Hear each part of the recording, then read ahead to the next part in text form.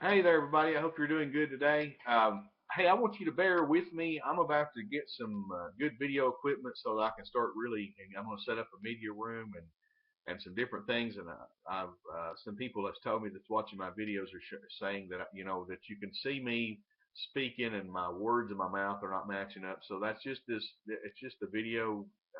The well, it may be the fact that I've got about 20 or 30 programs running at the same time on my computer. Doesn't really matter. What I want you to know is I want to start using some good video equipment. I've got plans to do that, and I know that's working out. And we're going to go ahead and get a media room set up, and we're going to start teaching out of the media room. I'm going to start learning. I'm going to learn a little bit more about how to use videos, and we're going to get better at this. And I want you to bear with me while we do that. And thank you for listening. I really appreciate my listeners. Appreciate your comments. Thank you for those, and I want you to keep doing those. But anyway, here's one. Here's something on the heart, and what we want to talk about today is the heart. And I want to start a series on the heart, and I don't know what I'm going to call that series. I guess I'll have to figure that out as I go here. Uh, I just haven't done that, so we'll just work that out. But anyway, the bottom line is that the heart is something that most people. There's been a lot of teachings about the heart. I know of one person that really teaches a lot on the heart. I don't want to mention their name in this video. If if you if you want to, well, we're just not going to talk about that. We're going to stick to what I'm going to talk about today, and that's what we're going to do. That's how we're going to handle this. The bottom line is that the heart is something that most people don't understand. And I started studying about the heart way long time ago before I ever met anybody to do with the church I just came out of. And I'm not trying to be a throw off on that church or anything. I just want you to know that I do. It wasn't one person that showed me this. Actually, God began to open my eyes. And just to be honest with you, my brother was teaching it years ago. I'm probably thinking way long time ago in the 80s or something that my brother was preaching at a church, and he began to talk about something that set me on a quest. And he brought up the scripture, as a man thinketh in his heart, so is he. Well, thinketh is where does thinking take place? Well, it takes place in the mind.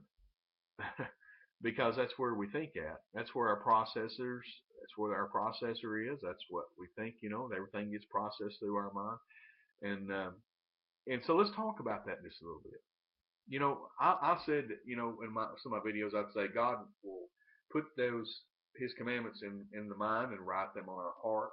Well, the only reason that I would use reference to the heart here is because really, in all reality, the heart covers more than just the mind. The heart is who we are, and we need to realize that, because we're going to clarify that by this verse right here. For one, when we look into Proverbs chapter 1 and verse 24. No, let's see. It ain't Proverbs 1:24. It says 23 verse 7. I apologize. I wonder what Proverbs 1. Uh, oh, anyway, we'll get to it. I'll get there. I'll look that up when I get done. But anyway, 23:7 is what I'm talking about. As a man thinketh in his heart, so is he. Well, here's the thing. As a man thinketh in his heart, thinketh. That word thinketh is the word for gatekeeper, and that's what my brother was talking about when he first taught this. And his name's Chris. Good teacher, by the way, very educated man. Um, but anyway, he was talking about how that gatekeeper was there at the gate. Well, in our minds, or in our thinking processes, see, we get we get. Here's what we do. We get we get set up in things. Um, when we were little kids, let's just start right there. I think that's the best place to start. As a man thinketh in his heart, so is he. Well, see, our mind works like this. Our thought patterns. If you'll bear with me in this, because I studied psychology. I did a lot of research. for the last few years, and several different things. I didn't just take somebody's word for it and go out and start teaching it. I didn't just take somebody's word in college, which I learned some things in college about the heart. I did a study on a series of things. It's called heart physics, and I mean I really studied that really in depth. Read a bunch of books. I mean, if you want to talk about on a shelf of books, I read a set of books this big in a very short period of time, and listened to a lot of videos. Did a lot of listened to seen some videos, listened to a lot of CDs and things on a heart physics study.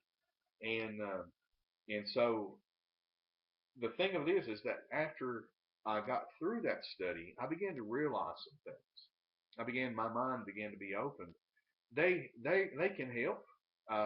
They can help you. But here's the thing: the Holy Spirit is who works on the inside of us to change our heart. And I hope I didn't leave something out there where I left it blank.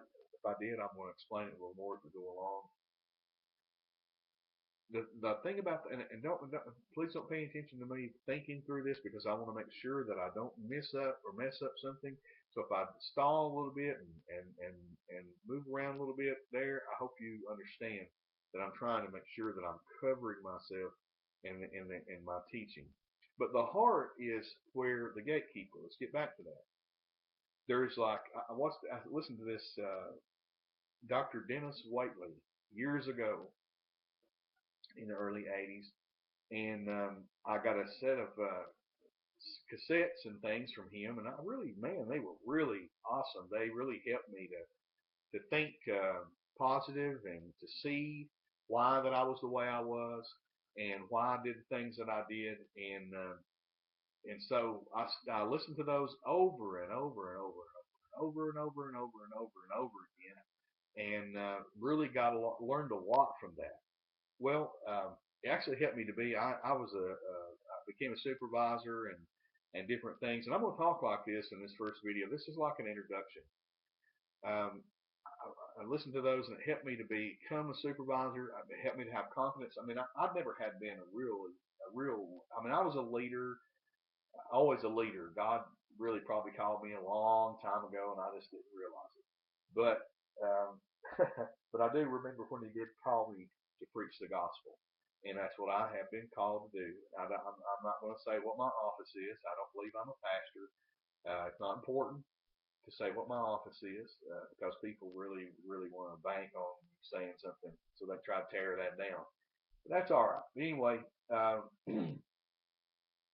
getting back to this Dennis Waitley thing, I listened to that, and it really helped me to be more confident when I went into an interview to be a supervisor. I never had been a supervisor, and when I sat down in that room with all those men, I had a lot of competition.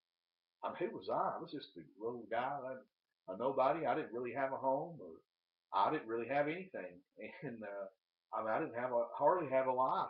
I mean, it was pretty messed up at the time, but I had confidence in this interview, and so these people came in and sat down and got interviewed, and one of them was an engineer. I mean, I was a nobody. I'm being real honest with you here, and I was a nobody, and this guy came in. He was an engineer, and he had interviewed for the supervisor job, and he was really smart man, very smart. And then there was another person I can't remember came in for the interview, and then I was the last one that came into the interview. They probably thought, leave the worst to last or whatever. And I'm not being mean about myself. I'm not trying to be talk bad about myself. I'm just trying to be honest. And so they came in, they sat down with me, and I had more confidence. I'm telling you, right away they'd ask me, "What would you do if you had this situation?" I said, "Well, this is what you have to consider. You have to consider the person, blah blah blah blah blah blah." It's like that knowledge, and I believe that God really had a hand in this, but I also believe these. I mean, I know He did. He had a hand in this because He was working with the wisdom thing. I've been born again at that time. He was showing me the wisdom thing. This self help thing was really helping. And I was sitting there, and I told them everything they wanted to hear. And then we went, and after the interview was done, after a couple of days or so there, I waited, and I didn't know who was going to get it, and I wasn't going to be disappointed if I didn't get it, that kind of thing. I was going to be okay with whichever way it went. And so I went into work that day, and I was on production. I was making about 20 something dollars an hour on production all the time, and I was only going to be making $6 an hour to be a supervisor. What do you? Who's the crazy person that goes to $22 an hour to be a leader? Well, that was me because I believe I was called to be a leader, and that's where I'm at here. So I'll go in there, and they call me into this little office, and they said, "Well, you're welcome to the team." And I sat there a minute, and I thought, what does that mean?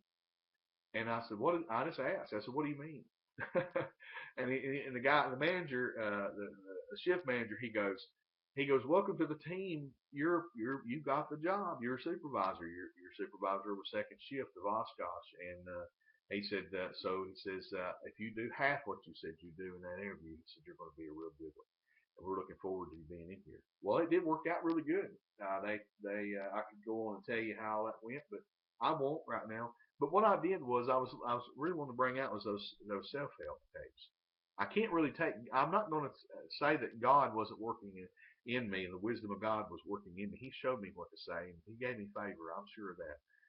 But anyway, I was listening to those tapes. I'm really starting to see something here. I really need to watch how I present things because God's really opened my eyes even as I talk. But I was listening to those self help tapes, and one thing I learned was about the gatekeeper.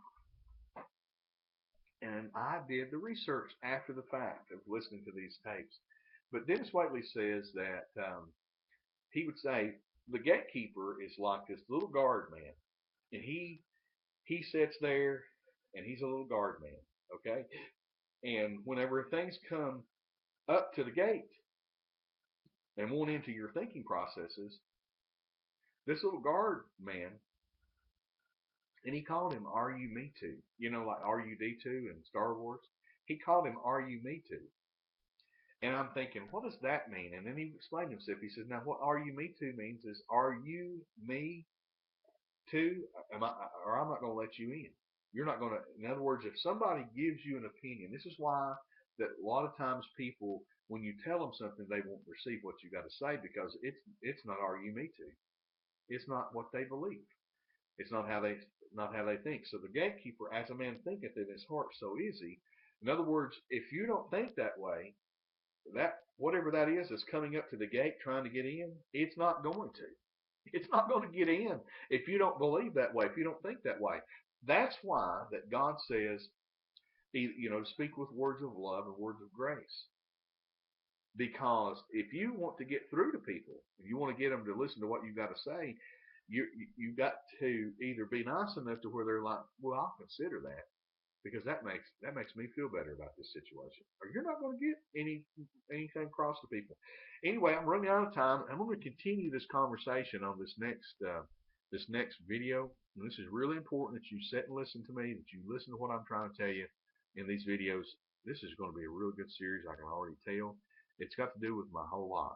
So we're going to talk about it. I'll talk to you. This is the introduction to the heart. I don't know how I'm going to word this. I'll see here in just a minute. But anyway, thank you for listening, and you have a good one.